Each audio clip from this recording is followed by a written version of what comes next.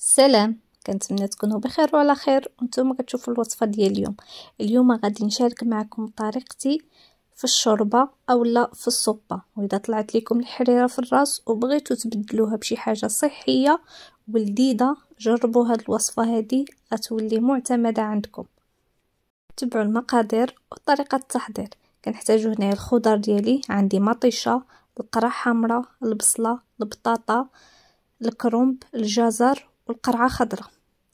كنقشر هادشي وكنغسلو وكنقيه مزيان وكنقطعو عشوائي، حيت باقي من بعد ملي كيطيب كنطحنو. كنقطعو غير عشوائيا وكنضيفو في الطنجره ديالي، الطنجره ديال الضغط.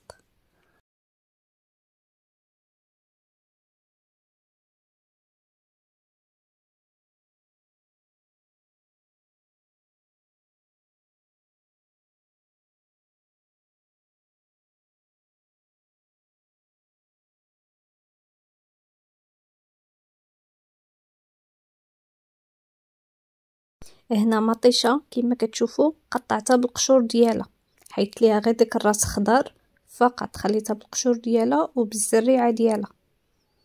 وبالنسبه للكرنب حيت له غير راس القاصح ديالو قطعت، انا ضفت غير نص كرومبه حيت الطنجره عندي صغيره شويه، ودا كانت عندكم طنجره كبيره يمكن لكم تضيفوا كرومبه كامله. دابا ندوزو للتوابل. كنضيف 2 معالق صغار ديال السكينجبير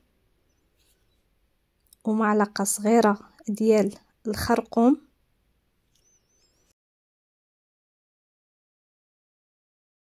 ونصف معلقه صغيره ديال اليبزر ومعلقه صغيره مملوءه ديال الملح. وكنضيف ايضا واحد المكعب ديال ضمتي ديال الدجاج.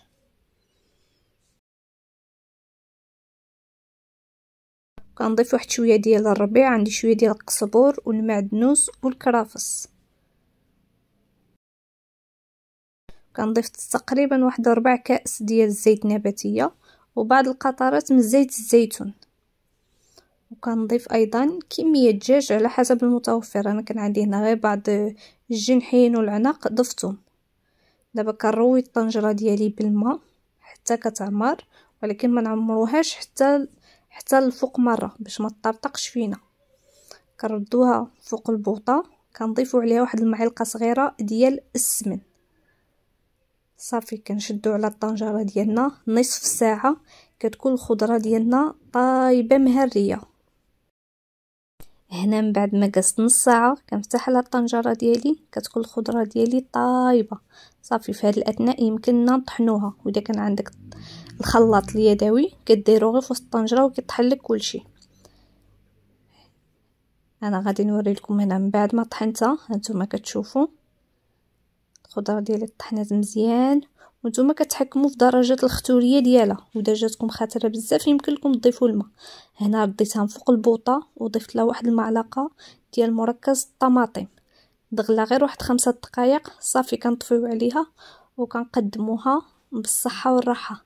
الصراحه كتجي لذيذه لا شكلا ولا مذاقا وصحيه بزاف. كنتمنى تكون عجبتكم الوصفه ديال اليوم. وبقى لي الا نقول لكم بالصحه والراحه وبالصحه فطوركم ورمضان كريم.